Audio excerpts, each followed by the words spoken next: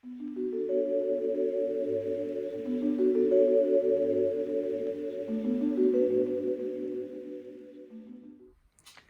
guys, welcome back. It's Mark, and we're looking at a Hyundai Sonata 2010 V6 engine.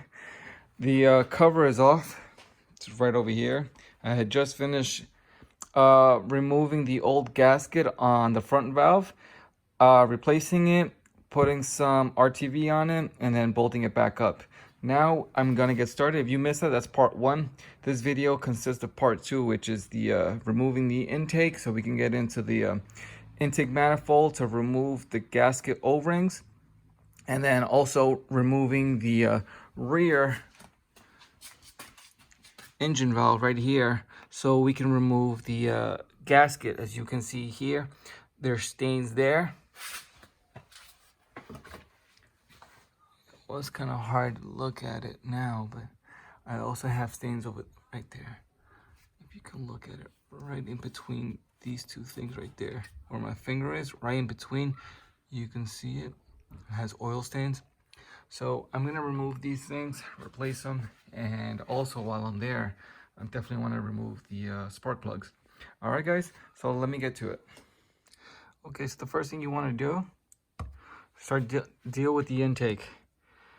You don't have to remove this housing here. All you gotta do is unplug this. Pretend if you were changing your engine air filter. You can use your thumb. There's one there, 2, 3, right there. And then the fourth one's a bit tricky, but it's right there. That one. So it's 4, and all you gotta do is remove the pin that's here, which is screwed just like that one. So when you do that, just one. See, you have a better view.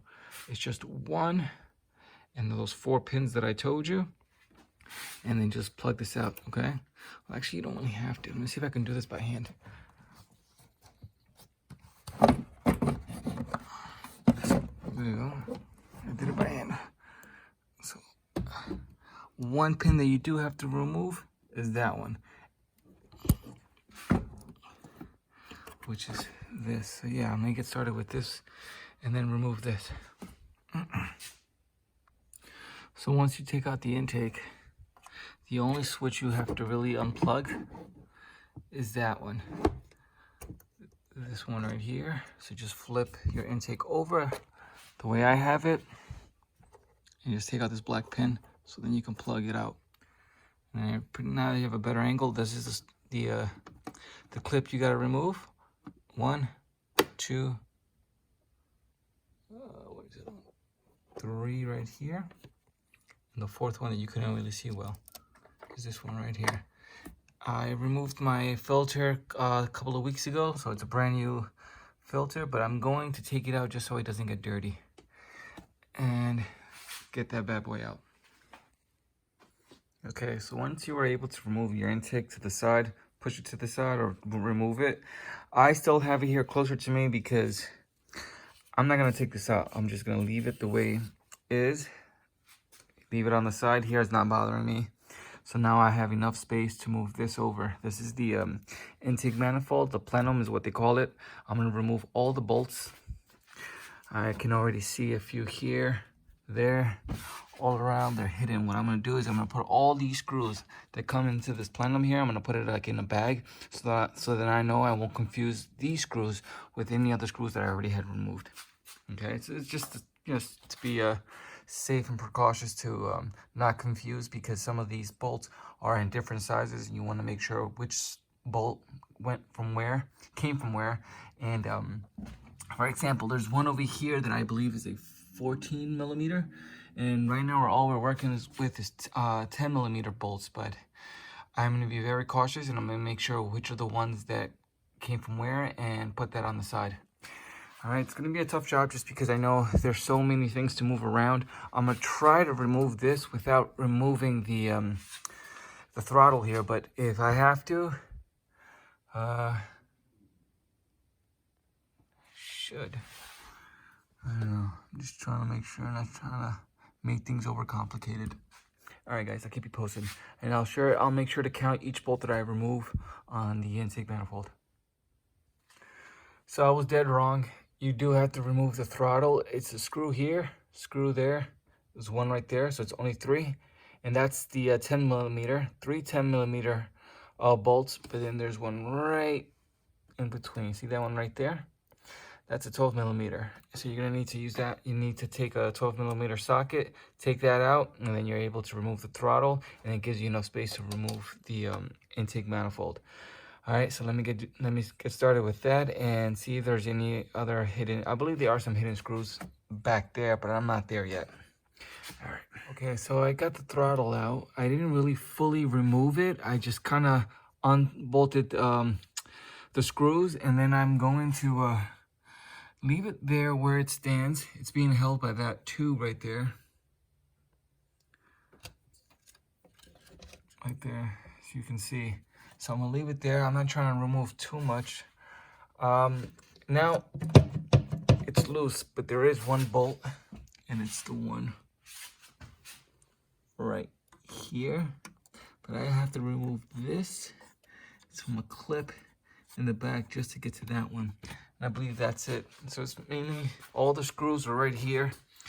I would say there's 1, 2, 3, 4, 5, 6, 7, 8, 9, 10, 11, 12, plus the one in the back, 13.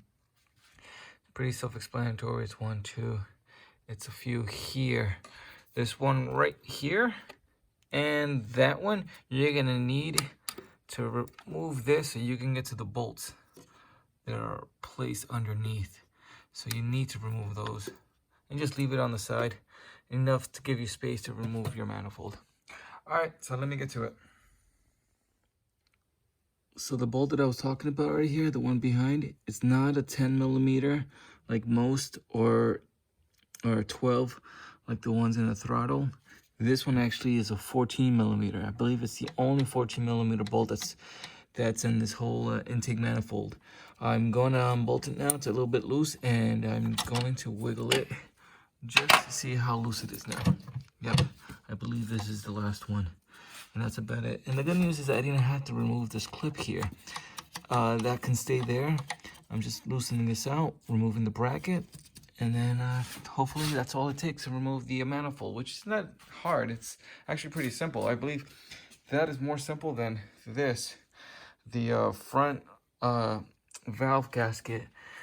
But the only problem is that, yeah, it wasn't that hard, but it's gonna get difficult just because then when you remove this and all the screws, now you're able to remove this, and this is where it gets difficult because now you have a lot of screws. So if you're planning on doing this project, just make sure that you have some type of like a cup where you can remove all the screws for your intake manifold. And the same goes with this one. If you're removing this, put all your screws in one cup and then label and making sure that that cup is just for these screws, again for these. And then when you're working on this, because again, you're gonna have to leave this open to get to this one, so just make sure that all the screws in this one, your rear gasket, you're putting it in a separate cup so you don't confuse them.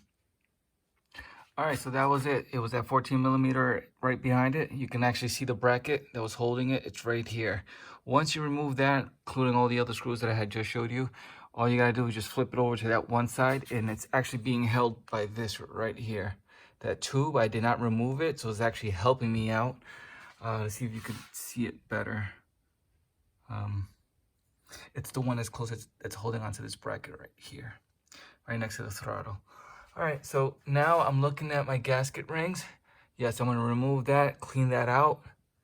And now from here, perfect that I can able to take out my old spark plugs, replace them. And then now let me see if I can get a good angle of my gasket ring from the rear engine valve. See that? Yeah, I'm gonna clean this all out. Make sure that once you finish cleaning this out gently, you put something so nothing falls inside, because you don't want any loose screws falling in there. But I'm very glad that I'm able to see my spark plugs, because I believe these were not changed. I think the fronts were changed many years ago, but not the back. I cheaped out because it would cost more. But now I'm doing this car myself. Again, this car is paid off. It's at 144,000 miles, and it's not giving me any problems. The only problems that this car was giving me was the oil leaking, and I knew that if it wants to start reaching the alternator, I was gonna get screwed. So I'm trying to prevent that because this car does not give me any problems. And to remove the gaskets on your manifold is very easy to do. There's a tab right here. All you have to do is just peel it off, and then these will come out. Very simple to do. And then you can do the rest like that, and then you can just remove them and replace them. Very easy task. It's just taking it out is the hard part. All right, and let me get started with the spark plugs. All right, for this part, I use this. I'm going to use this brake cleaner here to clean the edges, and then use a wipe to dry it all off because it's still oily. You don't want to do that when you put in your brand new gasket. So let me take care of that now. The reason why I'm using this one is just because it has a little small funnel for me to spray it in there. I'm using this brake cleaner here. It's a good degreaser for your gasket.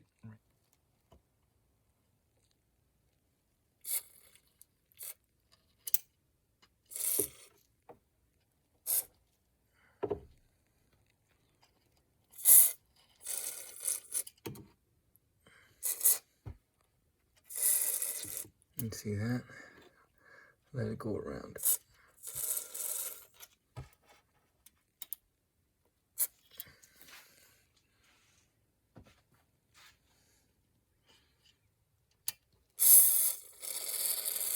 And just do another coat. Get all that grease out. All right, so I'm sure I'm not the only one that dealt with this problem.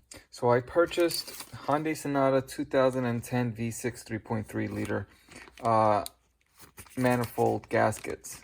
And the ones they sent me were the round ones. And I wouldn't know because this is my first time opening it up. And this right here does not fit because the original ones, have more like a rectangle shape. So now I just went online and I did a return claim. They're gonna send me my full money back. I just gotta return it, no problem, all paid for. However, I'm not gonna leave my car the way it is until the new one comes in. And luckily, I'm not sure up to you guys if you want to do this, but this is what I'm gonna do.